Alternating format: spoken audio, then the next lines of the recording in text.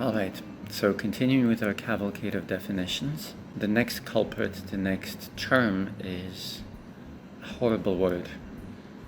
I don't even know if I can voice it, but it's control. And in fact, it's so important that I had to put on the same sweater, sit in front of the same Christmas tree, but it's the day after. So, see if you can find the Waldo differences, spot the differences in the video clip. But anyway, here's how the dictionary defines control: to direct the behavior of a person or animal, to cause a person or animal to do what you want. The parents could not control their child, the police controlled the crowd, the small boy could not control the big dog. That's a pretty neutral definition, and I would say almost correct. I'll comment on that in a sec. But if you ask people, the majority of people will have negative connotations around the word control. Why?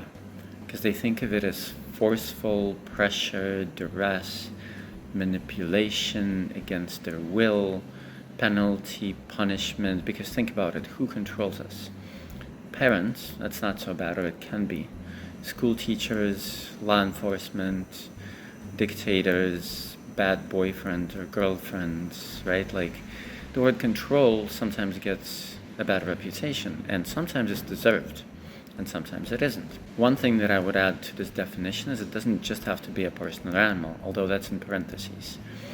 But let's say I take this bottle of kombucha and I pick it up. So I get it in motion. I move it 10 centimeters to the right. So I change its position and I set it down. So I stop the motion. And if it doesn't spill all over me, the computer or the table, then I did a decent job. I knew what I wanted to do and I executed it. So I would say that to direct the behavior, well, first of all, I'll probably add direct the behavior or motion or progress and so on. It's more general. But I would say to positively actually in two ways, because the word positive has multiple definitions. And one of the definitions of positive is very certain, right? You want that direction to be positive, not like fumbling around. But also positive as in good, towards something good, right? Because why is control sometimes bad? Well, think of, your least favorite politician, or like your favorite villain. Well, they're controlling people towards something bad that people don't want or that they don't need, right? So control towards a bad end is not even really true control. And why am I even talking about this? Well, for the sake of demonstrating the power of definitions, people will resist this idea in life, actually, when they should be controlling something, themselves or their company or their marriage, because they think it's bad. And the moment that you kind of shift it positively, you can shift it negatively or positively. You can define control as something monstrous and horrible, and then people will shy away from it and not actually exert control when they should be, or exert excessive control or obsessive control, which is also bad. Or you can define it as something positive. Like most people will agree, if you ask them, is it good or is it bad? And they'll say, oh, it's bad. And then they'll think about it, or you direct their attention a little and they'll say, okay, well, no, it's good if I'm controlling a car. It's good if the surgeon is controlling the operation. It's good if the pilot is controlling the plane. That's good. And then they will usually add, well, if I'm controlling myself, like if I have self-discipline, okay, that's good. But people towards people, no, that's bad.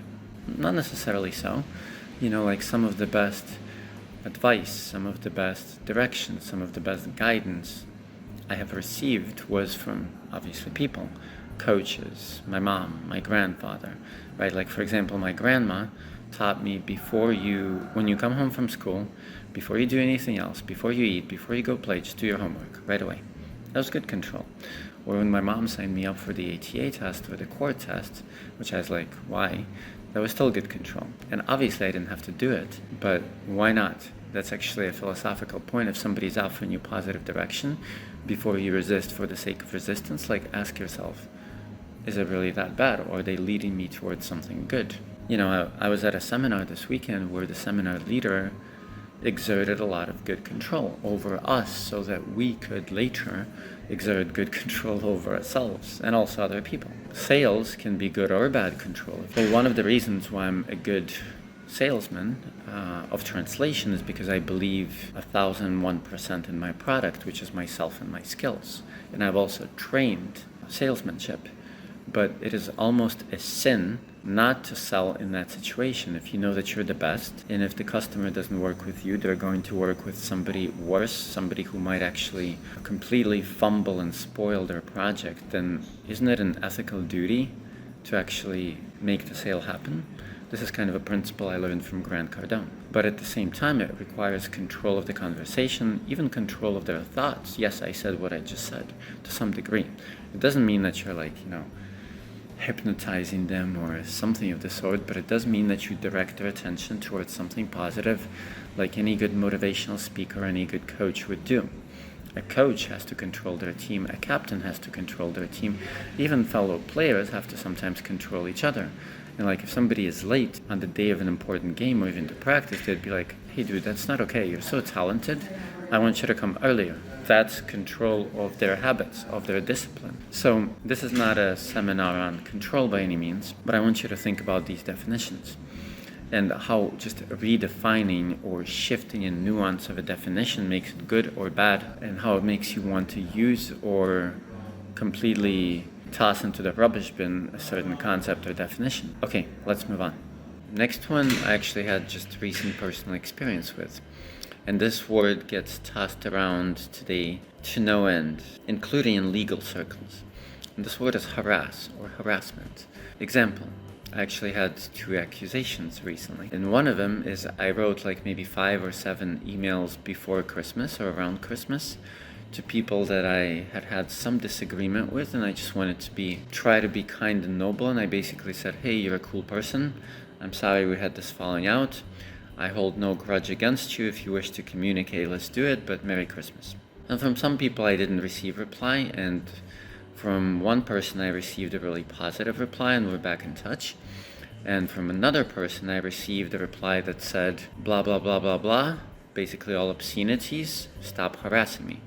Now, is that really harassment? Let me read you the definition. To annoy persistently, to create an unpleasant or hostile situation, especially by an invited and unwelcome verbal or physical conduct. And then there's a legal definition, which we'll quote in a second. But this word is actually a little bit dangerous because it's very subjective. What is hostile or unpleasant is very, very subjective. You could walk up to somebody super shy and say hello and think that they didn't register it and then say hello again. And if you said it 3 times, they might think it's harassment. So it's very, very subjective. But is there anything harassing in a Christmas letter? And with another example, it was actually funny. And by the way, it's not bad people who are using these definitions. I don't know much about this first person, but the second person is actually a really kind, nice, clever, and productive lady. I don't want to over-compliment her, because the way she's using the word is definitely not correct. But she was like, you and your mom are harassing me. And I got a kick out of this, because my mom is a 79-year-old, well-mannered professor from St. Petersburg University. I think she's never harassed anybody in her life. I think this is very funny, except it's sad. And in this case, it was basically some rumors going about me in the translation community, and I wrote this person, I said, I know that you're a group leader. I know that you influence many people. Please don't allow this to happen in your chat and in your circles, because otherwise I have to, take action. I don't want it to rebound. And she was like, don't harass me. But if a teacher, okay, I'm not her teacher, but this is just an example.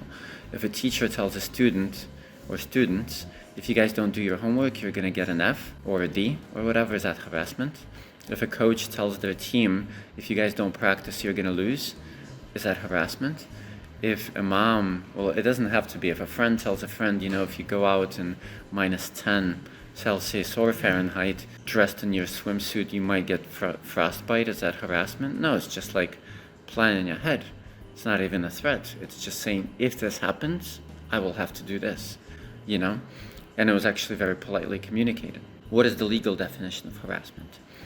Knowing and willful course of conduct directed at a specific person that a reasonable person would consider as seriously alarming, seriously annoying, seriously tormenting, or seriously terrorizing the person, and that serves no legitimate purpose. Now, remember how I said at the beginning that definitions of words can be rather sobering? I'll actually give examples from other definitions too, but here, like, if something actually serves a purpose, if it is not terrorizing and polite, it doesn't fit. Because otherwise you could call any communication harassment. It just doesn't make sense. Like, same with, and let's finish, because there's one more, and then I'll talk about the sobering effect of words. But one advice is to get people to actually look at definitions. Somebody says to you, you are manipulating me, or you are blackmailing me, or you are doing this, or you are doing that, and say, well, what is actually manipulation? Manipulation is like hidden and secret control towards bad purposes. Am I doing anything hidden or secret, or am I just getting you to do something good? You know? Okay, and the last one is responsibility. And many people shy away from this word because responsibility has been defined or misdefined or redefined as blame and being accountable for something.